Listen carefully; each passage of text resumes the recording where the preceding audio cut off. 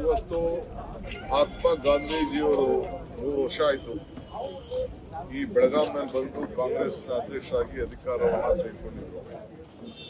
ಈ ದೇಶದ ಸ್ವಾತಂತ್ರ್ಯಕ್ಕೆ ಜವಾಬ್ದಾರಿ ತೆಗೆದುಕೊಂಡಿದ್ರು. ಆ ಜಾಗದಲ್ಲಿ ಇವತ್ತು ಮಲ್ಲಿಕಾರ್ಜುನ್ ಖರ್ಗೆ ಅವರು ಮಲ್ಲಿಕಾರ್ಜುನ್ ಖರ್ಗೆ ಅವರು ಬಂದು ಗಾಂಧಿ ಪ್ರತಿಮೆನ ಉದ್ಘಾಟನೆಯನ್ನು ಮಾಡಿದ್ರು. ಅವರು ಪ್ರಿಯಾಂಕಾ ಗಾಂಧಿ ಅವರು ಬಂದು ಉದ್ಘಾಟನೆ ಮಾಡಿದ್ರು. ಇಲ್ಲಿ ಬಂದು ಮೊದಲನೇ ಪ್ರತಿಭಟನೆಯನ್ನ ಕಾಂಗ್ರೆಸ್ ಉಳಿಸ್ಬೇಕು, ಗಾಂಧಿ ಕುಟುಂಬಕ್ಕೆ ನ್ಯಾಯ ಒದಗಿಸಬೇಕು ಅಂತೇಳಿ ಬಂದಿದ್ದೀವಿ.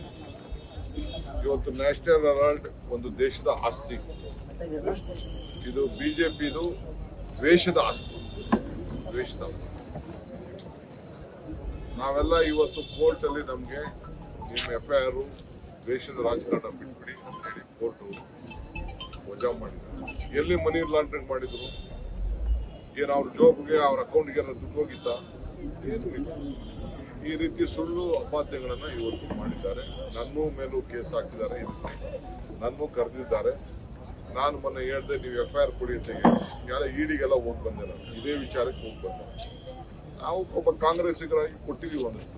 ನಾನಿಲ್ಲ, ನಾನು ಕೊಟ್ಟಿದ್ದೀನಿ, ನನ್ನ ತಮ್ಮ ಕೊಟ್ಟಿದ್ದೀನಿ, ನಮ್ಮ ಮಂಗಳೂರು ನಮ್ಮ ಹುಡುಗ ವಿನಾಯತಾರಿ ಅವರು ಕೊಟ್ಟಿದ್ದಾರೆ, ಸಾಂಗ್ರು ಶಿವಶಂಕರಪ್ಪರು ಕೊಟ್ಟಿದ್ದಾರೆ. ಅವರೆಲ್ಲ ಕೂಡ ಕೊಟ್ಟಿದ್ದಾರೆ. ಇವತ್ತು ಏನೋ ನಾವು ಕಾಂಗ್ರೆಸ್ಸಿಗರಾಗಿ ನಾವೆಲ್ಲ ಕೊಟ್ಟಿದ್ದೀವಿ, ಅವರು ಟ್ರೆಷರ್ ಆಗಿ ಕೊಟ್ಟಿದ್ದಾರೆ. ಸೊ ನಮ್ಮ ಮೇಲೆಲ್ಲ ಕೇಸ್ ಹಾಕಿ ನಮಗೆಲ್ಲ ಕಿರುಕುಳ ಕೊಟ್ಟು ಎದುರಿಸುವಂಥ ಕೆಲಸ ಇವತ್ತು ಮಾಡ್ತಾ ಇದ್ದಾರೆ. ಇವತ್ತು ಕಾಂಗ್ರೆಸ್ಸಿಗರು ಯಾವತ್ತೂ ಎದುರಿಲ್ಲ.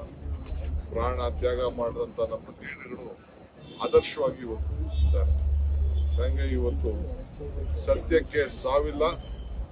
ಇದು ಯಾಕೆಂದರೆ ಸತ್ಯ ಯಾವತ್ತು ಉಳಿತದೆ. ಸುಳ್ಳು ಕೇಸ್ಗೆ ಆಯುಷ್ಯ ಇಲ್ಲ. ಸುಳ್ಳಿನ ಕೇಸ್ಗೆ ಯಾವತ್ತೂ ಆಯುಷ್ಯ, ಸತ್ಯಕ್ಕೆ ಸಾವಿಲ್ಲ. ಇದನ್ನು ನಾನು ಹೇಳಲಿಕ್ಕೆ ಬಯಸ್ತಾ ಇದ್ದೇನೆ. ಸೊ ಇವತ್ತು ನಮಗೆ ನ್ಯಾಯ ಇವತ್ತು ಸಿಕ್ಕಿದೆ. ಇವತ್ತು ನಾನು ಹೇಳೋದಿಷ್ಟೇ, ಇದು ಪಂಚಾಯತ್ ರಾಜ್ ವ್ಯವಸ್ಥೆಯಲ್ಲಿ ಏನು ಮನ್ರೇಗಾ ಇತ್ತು, ಅದ್ರ ಮೇಲೆ ಇವತ್ತು ಗಾಂಧೀಜಿ ಹೆಸರನ್ನ ತೆಗೆದಾಕಬೇಕು ಅಂತ ಹೊರಟಿದ್ದಾರೆ.